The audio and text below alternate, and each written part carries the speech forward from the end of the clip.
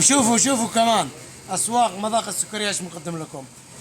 الحبة كانت ب10، الحين صار 3 حبات ب10 ريال، وهنا الحبة ب5 ريال، وهنا الضميط كان على 35 صار بكم؟ ب20 ريال لعيون المشاهدين. وهنا كمان شوفوا الجامبو لمحبين الجامبو، الحبة بكم؟ كانت ب25، الحين صارت لعيون المشاهدين الحبة ب15.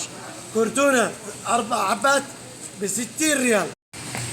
وشوفوا كل ما يخطر على بالكم عند أسواق مذاق السكرية موجود. كل الأنواع من مواد غذائية، من تمور، من خضار، من فواكه، كل المنتجات موجودة عندنا عند أسواق مذاق السكرية. لا تفوتكم الفرصة، كل شيء تطلعون على البيت من عروض بكل شيء، عروض بكل جميع الأنواع. حي السليم، شارع جاكرتان، أمام بوابة الحرس الوطني.